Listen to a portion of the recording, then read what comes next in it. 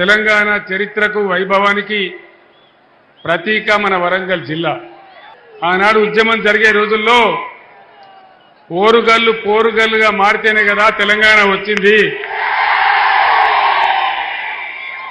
ఈ మట్టితో ఈ చరిత్రతో నాది విడదీయరాని బంధం. 1969 నుంచి విరామం వెరగకుండా రాజీ పడకుండా పోరు చేసినటువంటి మన కాళోజీ మన జయశంకర్ సార్ని తలుచుకుంటే బ్రహ్మాండమైన ఉద్వేగభరితమైనటువంటి ఆవేశం వస్తుంది. సమైక్యవాదుల పాలనలో మన వరంగల్ జిల్లా అన్ని విధాలా వెనుకబడ్డది. అజంజాయి మిల్లు ఆగమైపోయింది.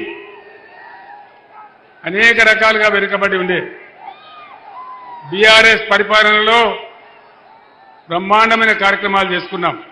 అన్నిటిని మించినటువంటి ఆకాశమంత ఎత్తున మన వరంగల్ నడిబొడ్డున 24 అంతస్తులతో నిర్మితమైనటువంటి multi speciality super speciality hospital నిర్మాణం చేసుకున్నాం. వరంగల్లో హెల్త్ యూనివర్సిటీ పెట్టుకున్నాం. మన పరకాల మాజీ ఎమ్మెల్యే ధర్మారెడ్డి గారి ఆధ్వర్యంలో mega textile Kakatiya mega textile park తెచ్చుకున్నాం. 5 మెడికల్ కాలేజీలు జిల్లాకు తెచ్చుకున్నాం. ములుగులో మెడికల్ కాలేజీ, భూపాలపల్లిలో మెడికల్ కాలేజీ, నర్సంపేటలో మెడికల్ కాలేజీ, మహబూబాబాద్లో మెడికల్ కాలేజీ, మన జనగామలో మెడికల్ కాలేజీ.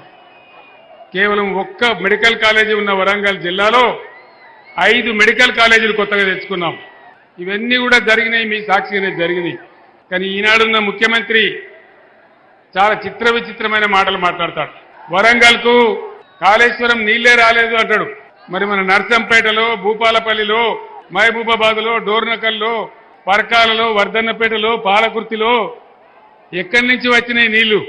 అంతకుముందు కాంగ్రెస్ రాజ్యంలో శ్రీరామ్ సాగర్ స్టేజ్ 2 అని చెప్తే దశాబ్దాలు గడిచిన బొట్టు నీళ్లు రాలేదు.